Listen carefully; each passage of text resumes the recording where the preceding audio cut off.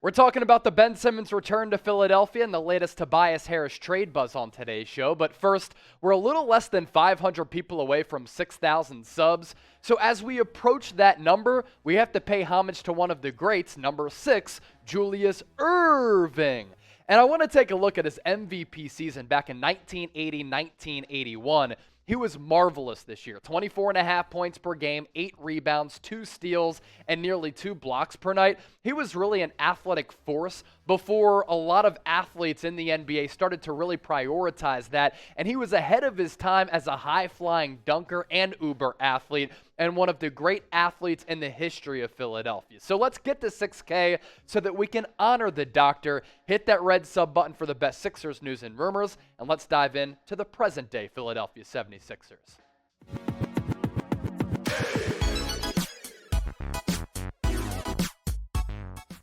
You're watching Philadelphia 76ers Now by Chat Sports. I'm your host, Chase Senior. First up on the docket for today's show, Ben Simmons making his return to the city of brotherly love, which might not show a lot of brotherly love to Ben Simmons as he sits on the pine for the Brooklyn Nets. Not going to play, but the atmosphere at Wells Fargo Center in South Philadelphia going to be raucous. Now, in the grand scheme of things, how will we remember Ben Simmons' tenure as a Philadelphia 76er? Got off to a really good start. He was looked at as the next coming of one of the best players in the NBA, number 1 pick in the 2016 NBA draft out of LSU.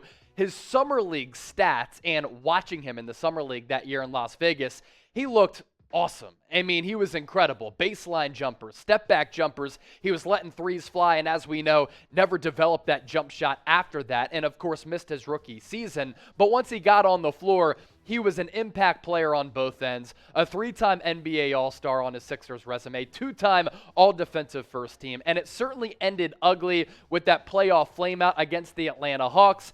And there's a contentious relationship between him and the organization, him and the Philadelphia fan base. But at the end of the day, how can we be bitter as Sixers fans because he netted the Sixers, James Harden, who have the Sixers and has the Sixers in a great opportunity to win an NBA championship this year with his masterful work as the point guard for Philadelphia. That two-man game between him and Joel Embiid has been incredible thus far. Career averages for Simmons as a Sixer, really good.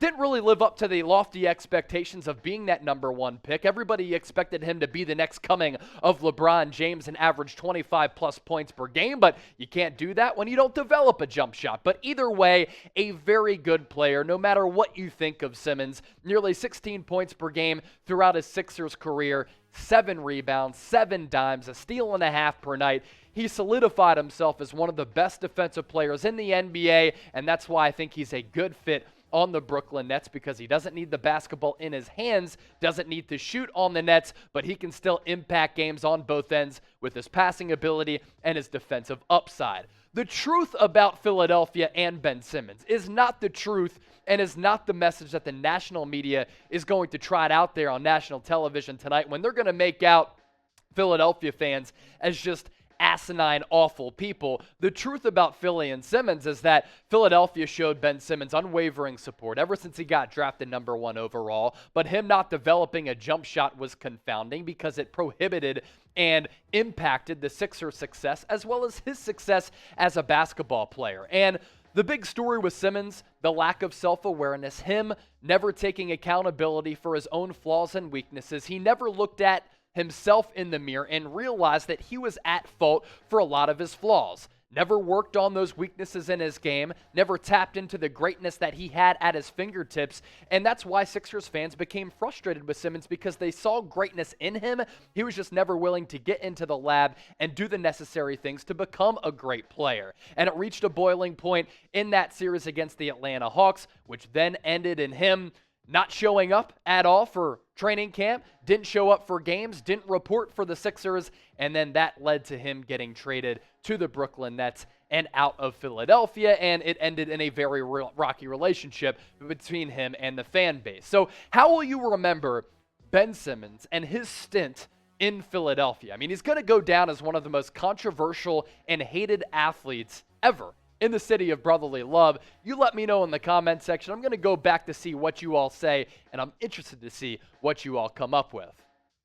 76ers now presented to you by our sportsbook partner, BetUS. They have the best deal that any sportsbook has to offer, and no matter where you live, in Philly or beyond, this deal does apply for you. Just head to chatsports.com/bet, enter the promo code CHAT125 for a 125% deposit bonus. You put in $100, let's say, with that link in that promo code, you get an additional $125 back. It's $225 to game with during the NCAA tournament, which in my opinion, the best sporting event on the sporting calendar outside of the Super Bowl. Here are the odds to win the national title. Gonzaga plus 450 leading the charge, followed by Arizona and Kentucky at plus 650. Duke in Coach K's final season, 10-1 odds, and the defending national champion Baylor Bears at plus 1,100, 11-1 odds. You want to get those bets in and bet on the NCAA tournament? No better place to do it than BetUS. Chatsports.com/bet. Enter the promo code CHAT125.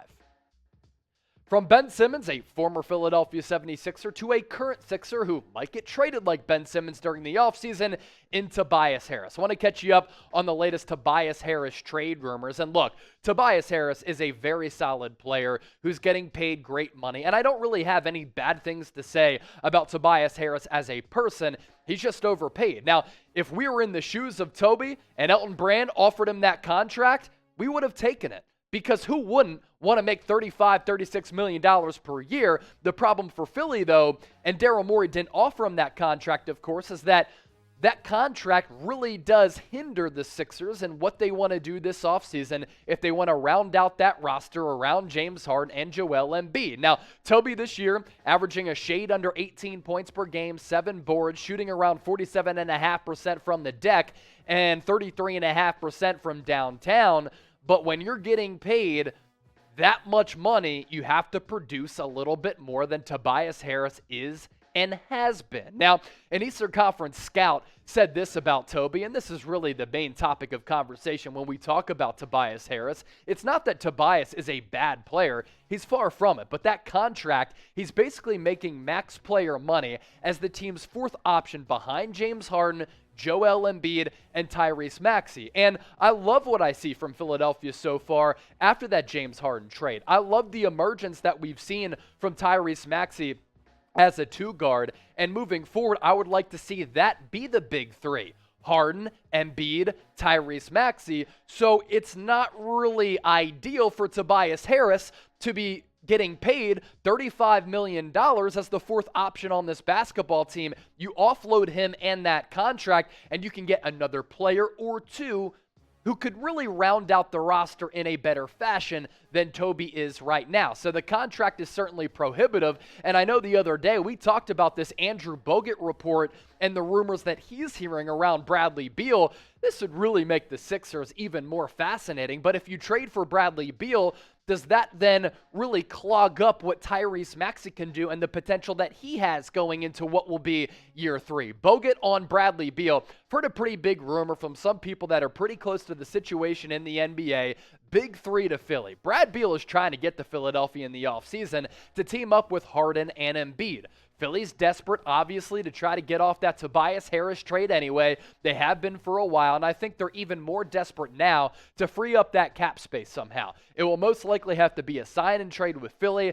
Don't be surprised if a big 3 forms in Philadelphia.